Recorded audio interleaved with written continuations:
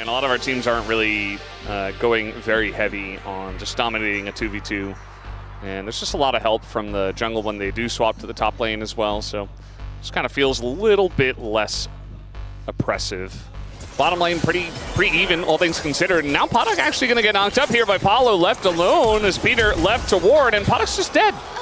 And that's what can happen if you're an MF at a position. You don't have your support, you don't have some security, you might just die. You're being attacked.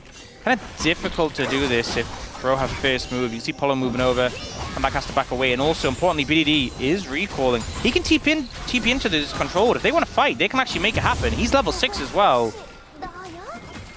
He's going for that ward. I think they should anyway, just to regain control of this pit and make sure you get the 2 grubs. They'll be in better position, and that they do. Oh, casting. You know what? We should have like a presentation by Chovy on the benefits of killing minions. He really was. I mean, he wasn't the first player to ever prioritize minion killing, but he was one of the first players that made a name for being so good at it. Other ability. It was like a attack speed buff or something. As Cassie's going to get engaged on here, as Morgan now ults into the Alistair and is just left for dead. Does have his flash, but just doesn't want to use it. Peter, very nicely done by him to get. I mean, they're going to go for this fight. We'll see if it works out for them as Paulo is going to go in, but no follow-up at all onto Casting or onto Cuz. They're both still full health. BDD goes in, but doesn't do a whole lot of damage. Takes a bunch himself, and now he's got to flash away, and kind of felt like both teams were really out of sync there. And it's just going to be K2 who get the majority of the grubs at the end of the day. They get 4. No one died. No one died, you know, a lot of ults. That was a weird fight. Yeah, in fact, not that many ults. I say a lot of ults, you know, Cuz didn't use his, Cuz didn't use his, Podok didn't have his, but like, why would you waste your ult on minions? You could have used it there. Yeah. Oh, boy. Well, might get another fight here as Closer in a bit of trouble. That's the Lilia bowling ball to hit him as well. The sleep is going to hit too. And now we got Closer in a lot of trouble. Has to flash away. Burn is coming in. Cuz really was considering it, but no flash, no mobility, and Closer gets away. Yeah, I don't think he was quite able to get the center. Okay. Hambak gonna miss his dash over the wall, doesn't have flash, and now he just is going to die, I think. Yeah, down he goes. He did get some hard steel procs though, so. Worth? Used to be a thing. We're just doing the Rift Heralds here for KT, and Bro say, you can have it. They weren't interested, you know? Why do you need a Herald when you have Brotax? Look, they're just building up that interest. That Zeke's in the inventory, that's what your Brotax is supporting. But he needs more money to buy control boards, so you need to pay more Brotax. Yeah, that is actually Giga Chad. Definitely check that out. In real life. So even though Peter's on the enemy team, if you're also a Giga Chad Brotax enjoyer, you'll enjoy that. That is true. That's part of it. Yeah. He's in a little bit of trouble. There's that Zeke's getting to work. And he's in and he's out. How much damage did he get from that Zeke's, you know? Maybe. He almost broke the shield. Oh no, the bolt's going to miss. That's what did it, Chad moment. That is just 0. Oh, the TP flank. What is happening here? Okay. Well, that happened, and now BDD is going to go on bounds here. He's in a lot of trouble. He does have his help, though, from Casting just going forward. Instead, they're going to get this kill on a Sejuani, although Casting is probably going to have to pay for it with his life. Although, I say that. In goes Paulo. Maybe they give that kill over to Bull. BDD, nice dodge on the Ambessa ult. That means he gets out. Whereas Casting, Paulo really doesn't want to take the kill. And, yeah, they'll get that kill over to Bull. That is a shutdown for Desire. Yep. Yeah, able to give that one over, and do lose a lot of the map for it though. You know, they lose that mid-tier 2. They lost the Dragon as well. So, you know, overall, did they get that much from the play? Not really. Yeah.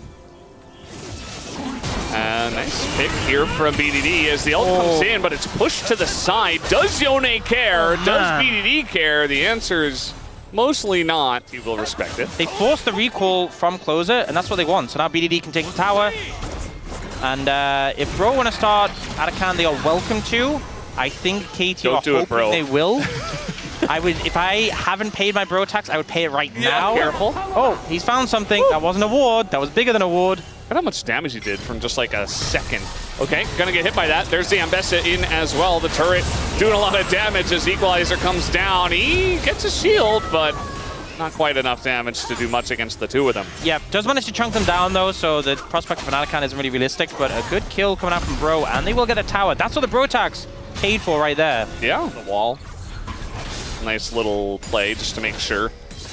Again, another Yone special. Gets in, gets out, and they're gonna take down that Ocean Drake.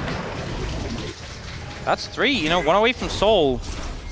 And again, Ocean not the strongest, but it'd still be significant. No healing reduction yet from Bro as well. Don't even have an Ignite. I mean, T is just water, but brute. There you go. Yeah. So, you know. Makes sense. Kind of got halfway there. Oh no, casting's falling for the minion trap. Yeah, there we go again. He heard just kill the minions, and he's following yeah, he's following. I'd be so upset. I'd be like, yeah. They told me just to kill the minions, and look what happened. But now that's not the Anakan. Yeah. So we're just gonna do Baron, I guess. There is vision here, but they're just gonna start it up, and Close is gonna TP.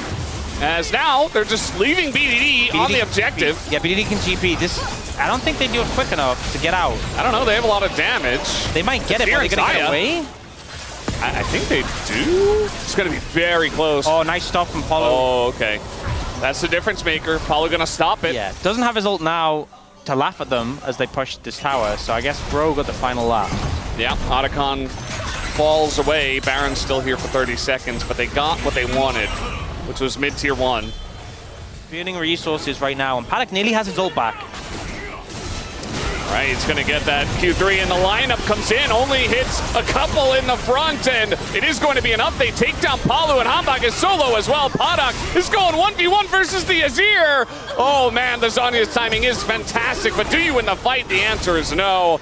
As meanwhile, Morgan just being walked around here as Cuz got him on a leash. Nice little kill though onto the Alistair. Nice knockup comes in. Ambessa pretty dangerous. There's the shield. BDD coming on over wants the kill as the burn is ticking away, but Morgan might just be able to get away, and that he does, but it's still going to be Ocean Soul to KT. Considering KT had the edge in that fight without Ocean Soul. Low. They're just doing Baron. Sleepy bullet time. It's gonna force Peter on over once again. This product just now gets here. There's the bullet time as it's gonna go to the Sejuani. No steal gonna happen here. BDD goes in, goes out. KT want to get out now as Peter gonna get hit by that one, and they should leave him, but they can't quite get away from Morgan as they already got the one. Palu trying to get in into big sleep actually, but the follow-up is there. They get Hambak. Who's the next one? Morgan gonna frontline for the entire team. It's so scrappy once again. Casting on the left by himself, left against so many members, and he's nearly, just barely going to survive. 1 minute 10. So Bro trying to get as much value of this Baron, and hopefully keep KT trapped in that base so it becomes a bit awkward to contest this Elder. I mean, Hambak's smites have been good, so if it does come down to a Challenger's Elder Flip, which, by the way, we have a decent amount of, like, full health now. They're sustaining up, right? Bro, like, what if we just went mid? This is just light jousting, you know? Oh, the head shake, the stress. Okay, all right, 3rd time's the charm. We're gonna engage this time. Okay, we got an angle. The sleep in the sleep. The bullet time. He hit closer. Oh no, guys! Oh no! But the Bros are feasting.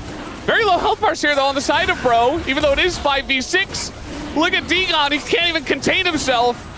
Everyone's stressed. We got the double picture-in-picture closer. Nearly died to a bowling ball. Had to dash away. KT still had position. They still have position, and now headbutts the Sejuani away, but he's gonna get in. It's a flip. It's a good old Challenger. Sejuani dead, but Sejuani is dead. Desire! No way! What? Managed to take it down. But wait, can he win? Can he win is the question. Morgan with the Elder Morgan losing to the Rumble. No! They're doing Baron, by the way, in live. Kind of fails. And then here, so Cuz goes down, but then Hambak can't get in range, it's just not there. And then Xayah, it was 11 HP, just a feather. Yeah. And it's like, well, we all know that. We all know that. It's only 3.5 minutes away. Oh. Not that far away. Oh, that's a poke. And there's the No, to sleep them first. He didn't do any damage. Oh my god. All right, he zoned them off of the turret, though. They burned 3 ults. I don't even know why Peter used his ult, but he did. He just wanted to in solidarity. Solidarity. I'm gonna ult, guys. I know yours weren't that good, but so is mine. He wanted the Zeke. He wanted the Zeke's damage to threaten them away. Yes, that must be it. Yeah. Olu, and it was hitting closer, and then he just instantly died. All right, little fight here. BDD very, very caught. He's gonna try to ult away, and he actually does ult a couple. Gets his shield as well. He's staying alive. BDD, you gotta be kidding me! And he sets up the fight for the team.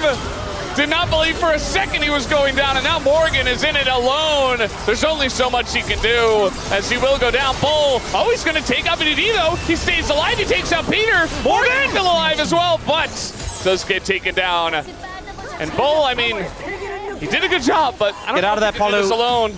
You guys need to, I think, recall. Yeah, just go to Rakan and just hit the B button. No, he might actually die. Yeah, they just end. Can they not just end?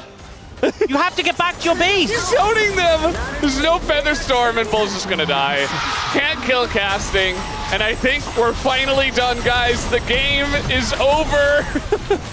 KT, they have finally done it. They figured it out. And it comes off of Bro engaging onto BDD. Look, that's all you needed to do. If you look at the history of League of Legends, Riot Games have Baron as a tool to end games. They introduced Elder as a tool to end games. They didn't need that. These were some of the best highlights from today's matchup. Which moment was your favorite? Let me know in the comment section below. This is OP, and I'll see you tomorrow. Take care.